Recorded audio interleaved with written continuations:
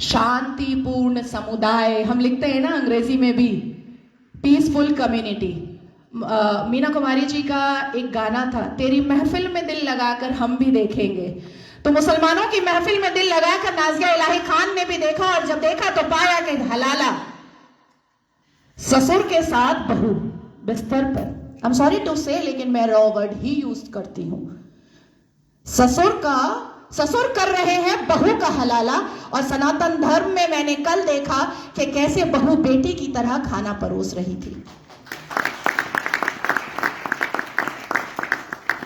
मुसलमानों की महफिल में दिल लगाकर मैंने भी देखा तो पाया पॉलीगेमी, एक मर्द और 4 सेक्स टॉय। और अनुमति तो 11 की, कि 11 महिलाओं को एक बिस्तर पर लेकर के आराम से अपने सेक्सुअल डिजायर्स को पूरा करो। ना पिता कुछ बोलेगा, ना मां कुछ बोलेगी, ना परिवार कुछ बोलेगा, और ना ही इस्लाम के मानने वाले, इस्लाम के ठेकेदार कुछ बोलेंगे।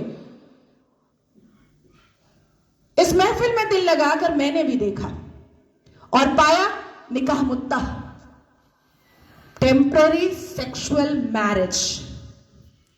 कुछ समय के लिए एक शादी में गई, एक आयोजन में गई, कोई लड़की मुसलमान बेटी, और वहां पर किसी शादीशुदा अधेड़ मर्द को एक चहचहाती हुई, एक उछलती कूदती हुई मुसलमान बेटी पसंद आ गई, और कह दिया अब्बा जान को कि ये लो 5 लाख रुपए और 1 हफ्ते के लिए अपनी बेटी दे देना। कॉन्ट्रैक्ट होता है, कॉन्ट्रैक्ट। हमने रजाकार के आखिरी मुखबिर असदुद्दीन अवैसी को सुना होगा कि निकाह इज अ कॉन्ट्रैक्ट मैरिज।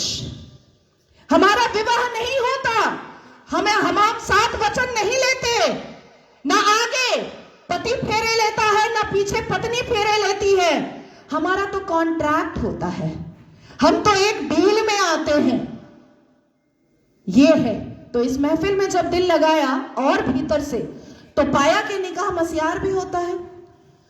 निकाह मस्यार कैसा होता है कि 1 लाख रुपए पर 1 महीना लड़की रहेगी, और सुबह किस वक्त कौन सा सूरज निकलेगा और शौहर छोड़ करके भाग जाएगा, पलटकर पूछना नहीं है, क्योंकि मस्यार निकाह में है कि तुम कहां भागे हो ये जानना नहीं है।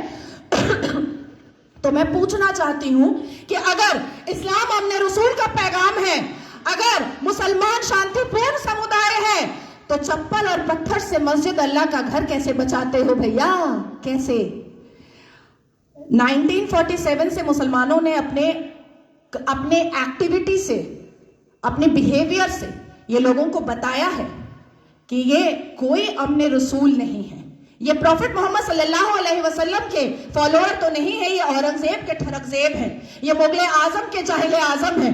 बस इतना ही है इनका परिचय, इसके अलावा इनका परिचय कुछ भी नहीं है। शिक्षा बोलो नहीं लेंगे, इंसान बनने बोलो नहीं बनेंगे, कुछ पढ़ने बोलो नहीं पढ़ेंगे, कुछ करने बोलो नहीं करेंगे, लेकिन रेप करने बोलो तुरंत करेंगे, लव जिहाद करने बोलो तुरंत करेंगे, बम गोली बारूद फेंकने बोलो तुरंत फेंकेंगे, आतंक मचाने बोलो तुरंत मचाएंगे।